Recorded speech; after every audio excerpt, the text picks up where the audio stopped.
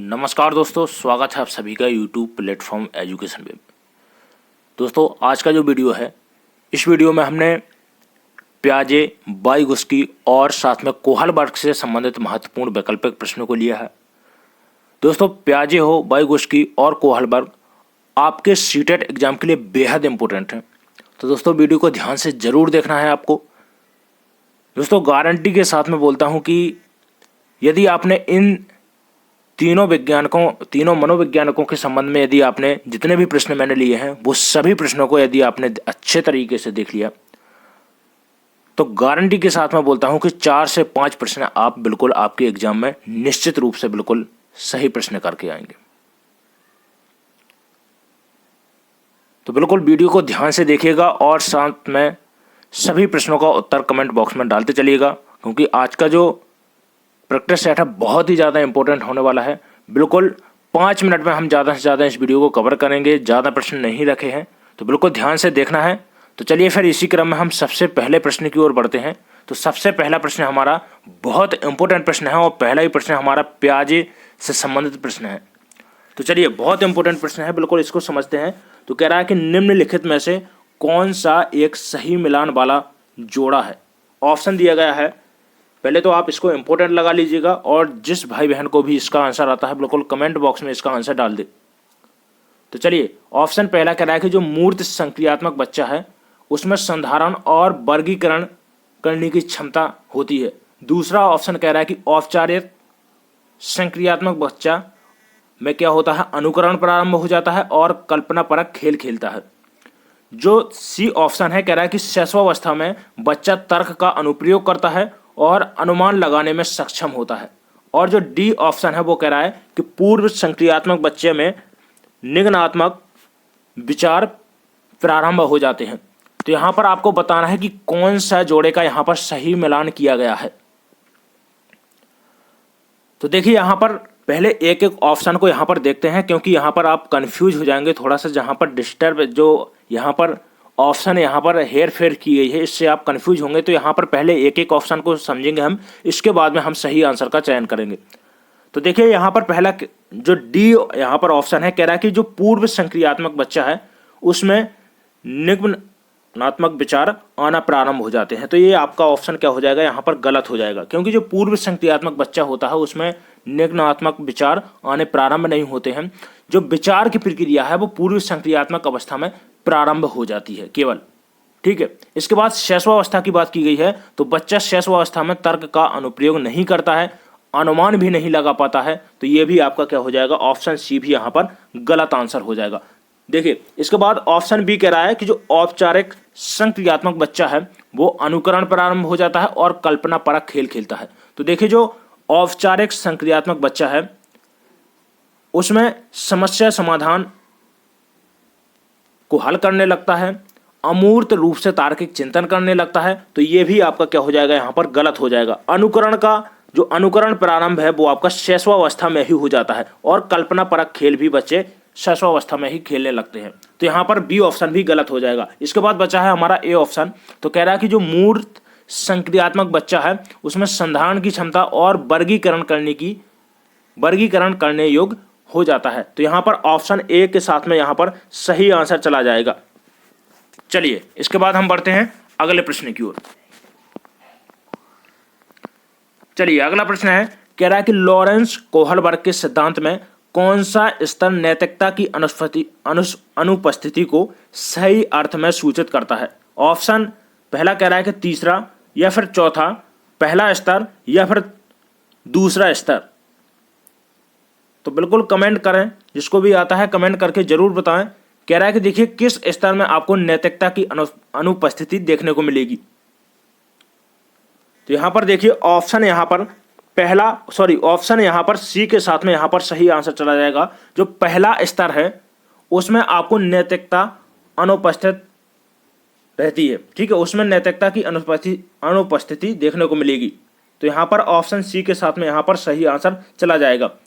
देखिए, जो Lawrence Kohlberg है उनके द्वारा नैतिक विकास का सिद्धांत दिया गया है और नैतिक विकास के सिद्धांत में लॉरेंस कोहलबर्ग के द्वारा 3 अवस्थाएं बताई गई हैं। तो देखिए, जो पहली अवस्था है वो है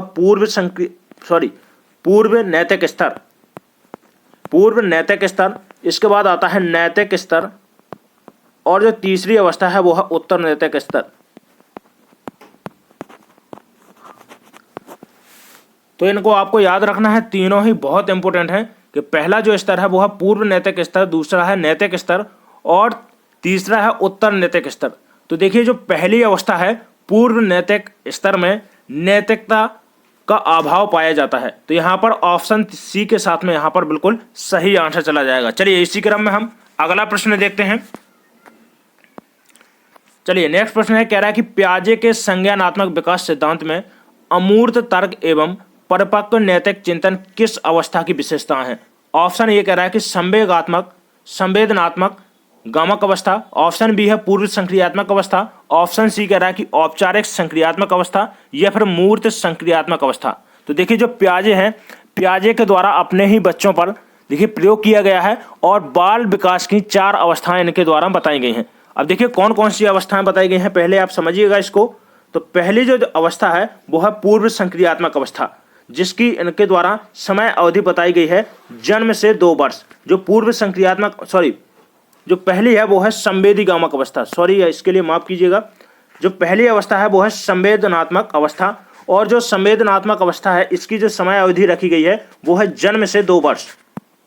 इसके बाद आती है पूर्व संक्रियात्मक अवस्था, जिसका समय रखा गया है 2 वर्ष से 7 वर्ष तक की अवस्था को पूर्व संक्रियात्मक अवस्था कहा जाता है। इसके बाद मूर्त संक्रियात्मक अवस्था जो तीसरी अवस्था है, इसका समय निर्धारण किया गया है 7 वर्ष से 11 वर्ष की अवस्था, और जो औपचारिक संक्रियात्मक अवस्था है वो 11 वर्ष से प्रारंभ होकर 15 वर्ष तक चलती है।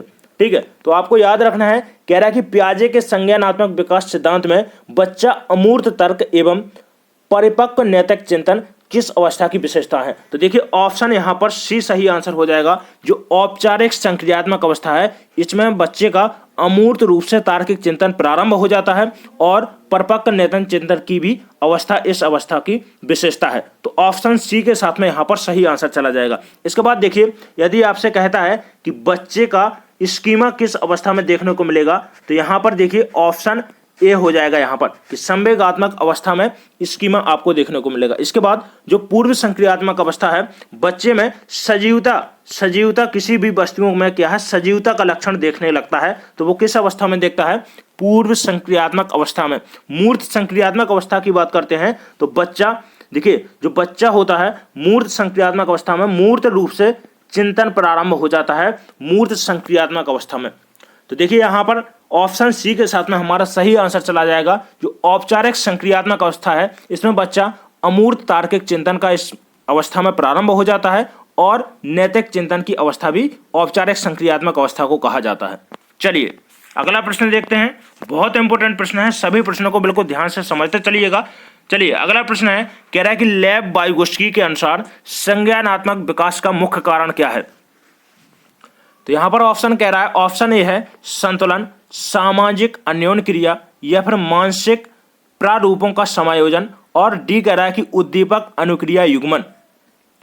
तो देखिए लेव वाइगोस्की को याद रखना है आपको। लेव वाइगोस्की के द्वारा कहा गया है कि जो बच्चे होते हैं बच्चे समाज के साथ में अंतःक्रिया के माध्यम से सीखते हैं। देखिए तो बिल्कुल आपको याद रखना है, तो ऑप्शन यहां पर बी सही आंसर हो जाएगा, सामाजिक अन्योन्य क्रिया। अब देखिए जो लेव वाइगोस्की हैं उनके द्वारा जेडपीजी देखिए निकट विकास का क्षेत्र का सिद्धांत यदि आपसे पूछता है कि किसके द्वारा दिया गया है, जेडपीडी जिसको बोलते हैं zone of proximal development, ZPD. ठीक है, तो जोन ऑफ प्रोक्सिमल डेवलपमेंट का सिद्धांत किसके द्वारा दिया गया है? तो वाइगोस्की के द्वारा दिया गया है। इस पॉइंट को आप याद रखिएगा। चलिए अगला प्रश्न। तो चलिए कह रहा है कि नवीन जानकारी को शामिल करने के लिए वर्तमान स्कीमा में बदलाव की प्रक्रिया क्या कहलाती है? बहुत इंपॉर्टेंट प्रश्न है, बिल्कुल कमेंट जरूर करें कि सही आंसर क्या होगा इसका। तो ऑप्शन ए कह रहा है कि अनुकूलन कहलाता है, ऑप्शन बी है आत्मसातकरण, सी कह रहा है कि समायोजन या फिर अहम केंद्रता। तो देखिए सभी शब्द जितने भी ऑप्शन में यहां पर शब्द दिए गए हैं सभी शब्द यहां पर पियाजे के द्वारा दिए गए हैं और इन सभी शब्दों से क्या है आपके एग्जाम में प्रश्न 100% आपको देखने को मिलेगा। तो बिल्कुल सभी शब्दों को यहां पर बिल्कुल ध्यान से समझिएगा और कमेंट जरूर करें कि राइट आंसर इसका क्या होगा। तो देखिए पहले इसका हम आंसर लगा लेते हैं, इसके बाद सभी शब्दों को बिल्कुल ध्यान से समझेंगे। तो यहां पर कह रहा है कि देखिए नवीन जानकारी को शामिल करने के लिए जो वर्तमान में जो अवधारणा है उसमें बदलाव की प्रक्रिया क्या कहलाती है? समायोजन कहलाती है। तो ऑप्शन सी के साथ में हमारा सही आंसर चला जाएगा। अब देखिए यहां पर पहला शब्द दिया गया है अनुकूलन। तो अनुकूलन में दो शब्द समाहित हैं, एक तो है आपका आत्मसातकरण और जो दूसरा है वो है समायोजन। तो देखिए जो वर्तमान जो नई जानकारी है, अब देखिए पहले हम समझते हैं, जैसे ही हम आत्मसातकरण और समायोजन को समझ लेंगे तो अनुकूलन अपने आप समझ में आ जाएगा। ठीक है, तो यहां पर जो आत्मसातकरण है उसको समझिएगा कि कोई भी नई जानकारी है उस नई जानकारी को समावेश करना, अपने अंदर लेना, क्या कहलाता है? आत्मसातकरण कहलाता है। आत्मसात करना नई जानकारी का। ठीक है, अब उदाहरण के द्वारा समझिएगा। मान लीजिए कोई मैंने 4 पैर वाला जानवर देखा, मान लीजिए गाय देखी, तो मैं समझने लगूंगा कि जितने भी 4 पैर वाले जानवर हैं वो सभी क्या है? गाय होंगी। ऐसी मैंने एक अवधारणा मेरे दिमाग में बन गई। अब इसके बाद मैंने देखा कि कोई कुत्ता है और कुत्ता को भी मैंने 4 पैर देखे, पर उसने जब भौंका तो मैंने आवाज के आधार पर पहचाना कि भाई ये गाय नहीं है, ये कुत्ता है। तो जो वर्तमान की जो स्कीमा थी, अवधारणा थी, उसमें मैंने संशोधन किया। तो संशोधन किया तो इस प्रक्रिया को क्या कहेंगे? समायोजन। समझ में आया नहीं आया? कमेंट जरूर करें। बिल्कुल देखिएगा कि जो नया ज्ञान हमने सीखा था कि जो 4 पैर वाले जानवर हैं वो सभी गाय हैं, लेकिन जब मैंने कुत्ते को देखा तो उसकी आवाज के आधार पर मैंने उसमें क्या है जो सीखा था उसमें संशोधन किया। तो संशोधन करके मुझे पता चला कि भाई ये क्या है? कुत्ता है। तो उस स्कीमा में मैंने बदलाव किया, तो इसको क्या बोलेंगे? समायोजन बोलेंगे। अब देखिए अनुकूलन क्या होता है? जब आत्मसातकरण और समायोजन में हम संतुलन स्थापित करते हैं तो इसको बोलते हैं अनुकूलन। तो देखिए तीनों शब्द बहुत ज्यादा इंपॉर्टेंट है, बिल्कुल इनको याद रखना है आपको। इसके बाद जो अगला शब्द दिया गया है अहम केंद्रता। तो अहम केंद्रता को समझिएगा, पियाजे के द्वारा दिया गया एक बहुत ही इंपॉर्टेंट शब्द है। देखिए पियाजे कहते हैं कि जो बच्चा होता है वो सोचता है कि जिस प्रकार से मैं सोचता हूं सभी लोग उसी वस्तु के बारे में उसी प्रकार से सोचते हैं। जो मैं सोचता हूं वही है। ठीक है, जैसे मान लीजिए कोई बच्चा है दौड़ता फिर रहा है, तो वो क्या है? मम्मी का अपने हाथ पकड़कर उसको भी दौड़ाना शुरू करेगा, पर वो ये नहीं सोचेगा कि वो भी थक जाएंगी या नहीं थक जाएंगी, इनकी तबीयत भी खराब है या फिर क्या है। तो वो सोचता है कि जो मैं सोचता हूं, मैं नहीं थक रहा हूं तो कोई नहीं थकेगा। तो इसको क्या बोलते हैं? अहम केंद्रता बोलते हैं। चलिए अगला प्रश्न देखते हैं। चलिए अगला प्रश्न वाइगोत्स्की से संबंधित। कह रहा है कि वाइगोत्स्की के अनुसार बच्चे स्वयं से क्यों बोलते हैं? ऑप्शन ए है, कह रहा है कि बच्चे अपने प्रति वयस्कों का ध्यान आकर्षित करने के लिए बोलते हैं। ऑप्शन बी कह रहा है कि बच्चे स्वभाव से बहुत बातूनी होते हैं। ऑप्शन सी कह रहा है कि बच्चे अहम केंद्रित होते हैं। और डी कह रहा है कि बच्चे अपने कार्य को दिशा देने के लिए बोलते हैं। तो देखिए ऑप्शन डी यहां पर सही आंसर हो जाएगा कि वाइगोत्स्की के अनुसार जो बच्चे होते हैं वो अपने कार्यों को दिशा देने के लिए बोलते हैं। तो ऑप्शन डी यहां पर सही आंसर हो जाएगा। देखिए जो वाइगोत्स्की है उनके द्वारा एक शब्द दिया गया है व्यक्तिगत वार्ता। व्यक्तिगत वार्ता क्या बोलते हैं इसको? जो बच्चे अपने कार्यों को दिशा देने के लिए बोलते हैं इसको क्या बोलते हैं? व्यक्तिगत वार्ता। और यह प्रश्न सीटेट में पूछा गया है।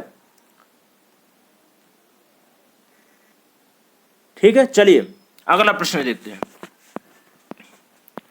अगला प्रश्न है, कह रहा है कि तर्क, जिज्ञासा तथा निरीक्षण शक्ति का विकास होता है। अब बताना है आपको कि किस उम्र में तर्क शक्ति, जिज्ञासा और निरीक्षण शक्ति का विकास होता है। ऑप्शन ए कह रहा है कि 6 वर्ष की आयु में, 8 वर्ष की आयु में, 11 वर्ष की आयु में या फिर 15 वर्ष की आयु में। तो ऑप्शन सी यहां पर सही आंसर हो जाएगा। तर्क करने की क्षमता, जिज्ञासा और निरीक्षण शक्ति का विकास 11 वर्ष की आयु या फिर बाल्यावस्था जिसको बोलते हैं में होता है। ठीक है, चलिए अगला प्रश्न कह रहा है कि प्रचलित योजनाओं में नई जानकारी जोड़ने को किस नाम से जाना जाता है? देखिए मैंने अभी आपको यही चीज पिछले यहां पर जो बताया है प्रश्न उसमें बताई थी, ठीक है। तो यहां पर ऑप्शन दिए गए हैं, समायोजन कहलाता है, साम्य धारण, आत्मसातकरण या फिर संगठन। तो देखिए जो प्रचलित योजनाओं में नई जानकारी जोड़ने को किस नाम से जाना जाता है? तो ऑप्शन सी यहां पर सही आंसर हो जाएगा। देखिए जो नया ज्ञान सीखा है उसको क्या है, सम्मिलित करने की प्रक्रिया, समावेश करने की प्रक्रिया, आत्मसात करने की प्रक्रिया क्या कहलाती है? आत्मसातकरण कहलाती है। और जब मैंने बताया था कि जो नया ज्ञान सीखा है और पुराने ज्ञान में संशोधन करके स्थापित करने की प्रक्रिया क्या कहलाती है? समायोजन कहलाती है। चलिए अगला प्रश्न, नेक्स्ट प्रश्न है, कह रहा है कि लेव वाइगोस्की के अनुसार बच्चे भाषा अर्वन नहीं, यहां पर अर्जन है, भाषा अर्जन की एक युक्ति से कोई भाषा सीखते हैं। ऑप्शन बी कह रहा है कि वयस्कों और साथियों से अन्योन्य क्रिया करने का भाषा के विकास में कोई प्रभाव नहीं पड़ता। और ऑप्शन सी कह रहा है कि भाषिक विकास मानव चिंतन के स्वभाव को बदल देता है। डी ऑप्शन कह रहा है कि भाषिक विकास में संस्कृति की भूमिका बहुत कम होती है।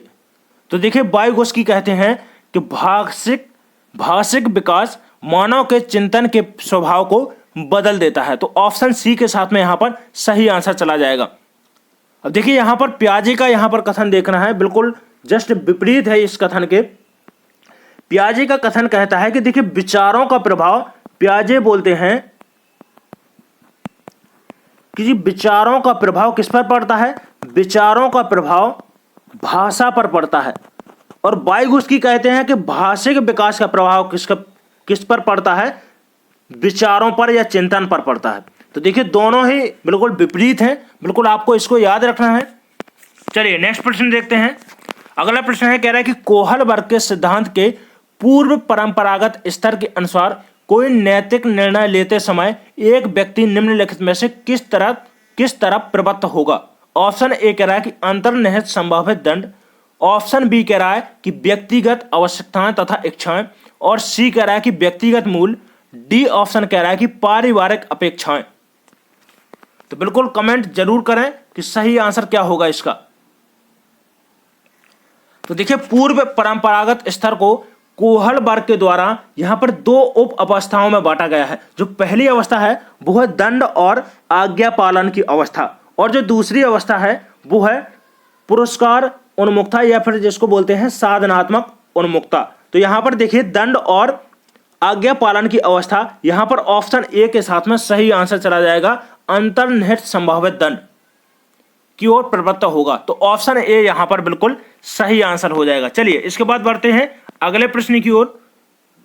बिल्कुल देखिए दोस्तों, कोई भी यहां पर दोस्त नया हो चैनल पर तो बिल्कुल चैनल को सब्सक्राइब जरूर कर ले और वीडियो को शेयर कर दे। चलिए कह रहा है कि पियाजे के संज्ञानात्मक विकास के चरणों के अनुसार इंद्रिय गामक, जिसको संवेदी प्रेरक अवस्था के नाम से जानते हैं, कह रहा है कि किसके साथ संबंधित है? ऑप्शन ए कह रहा है कि सामाजिक मुद्दों से सरोकार, ऑप्शन बी है अनुकरण, स्मृति और मानसिक निरूपण, ऑप्शन सी कह रहा है कि तार्किक रूप से समस्या समाधान की योग्यता, और ऑप्शन डी है कि विकल्पों के निर्वाचन और विश्लेषण करने की योग्यता।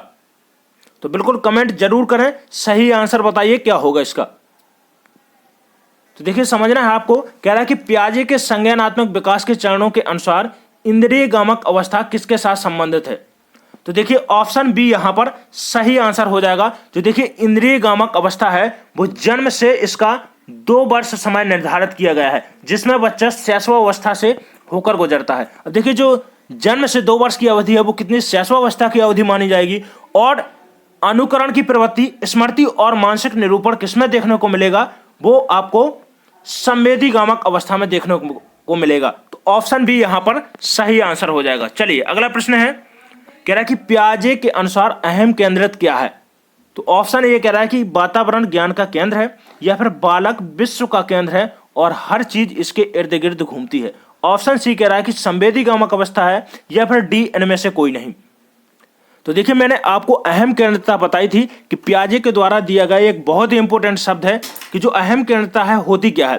तो देखिए बालक सोचता है कि वह विश्व का केंद्र है और सभी चीजें उसके इर्द गिर्द घूमती है। तो यहाँ पर ऑप्शन बी यहाँ पर सही आंसर हो जाएगा। अब देखिए अहम केंद्रता होती क्या है। देखिए बच्चा सोचता है कि जिस वस्तु के संबंध में जो मैं सोचता हूं वही दुनिया के सभी लोग सोचते हैं, वही विचार सभी लोग सोचते हैं। जैसे मान लीजिए कि किसी बच्चे को आपने एक डिब्बे भर चॉकलेट लेकर आए, तो वो सभी चॉकलेट खाने के लिए रख लेगा। वो सोचेगा कि सभी लोग सोच रहे हैं कि सभी वही, मतलब पूरी चॉकलेट वही बच्चा खा जाए, ठीक है। तो वो सभी चॉकलेटों को ले लेगा, एक भी चॉकलेट किसी को खाने के लिए नहीं देगा। चलिए अगला प्रश्न है, चलिए प्रश्न को पढ़ते हैं। कह रहा है कि किसी बच्चे का दिया गया विशिष्ट उत्तर कोहल वर्ग के नैतिक तर्क के सोपानों की विषय वस्तु के किस सोपान के अंतर्गत आएगा।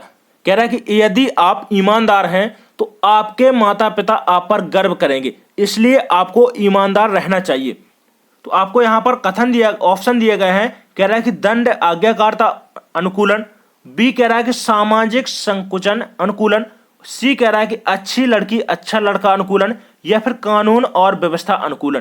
तो देखिए ऑप्शन सी यहां पर सही आंसर हो जाएगा, अच्छी लड़की और अच्छा लड़का अनुकूलन। अब देखिए जो बच्चे हैं, जो अवस्था होती है वो परंपरागत अवस्था के अंतर्गत एक उप अवस्था है जिसको बोलते हैं अच्छा लड़का और अच्छी लड़की उन्मुक्ता, ठीक है।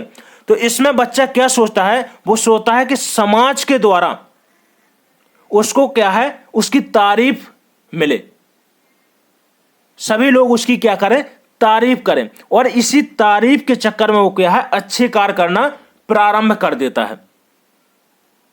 जैसे आपने देखा होगा कि कोई बच्चा है, मान लीजिए एक उदाहरण से समझिएगा यहां पर कि कोई बच्चा है वो रास्ते से जा रहा है, ठीक है, और वहां पर कोई बुजुर्ग व्यक्ति आपको देखने को मिल जाए, तो वो उस बच्चे की बहुत ज्यादा तारीफ करते हैं। अरे ये बच्चा बहुत अच्छा है, पूरे मोहल्ले में यही सबसे अच्छा बच्चा है जो मेरा कहना मानता है। तो इस तारीफ के चक्कर में फिर वो क्या करेगा, बच्चा उस व्यक्ति की ओर आकर्षित होगा, और वो व्यक्ति क्या करेगा, बूढ़ा व्यक्ति उस बच्चे से कहेगा बेटा एक गिलास मुझे पानी पिला दे। तो फिर बच्चा इसी तारीफ के चक्कर में उसका कार्य भी कर देता है।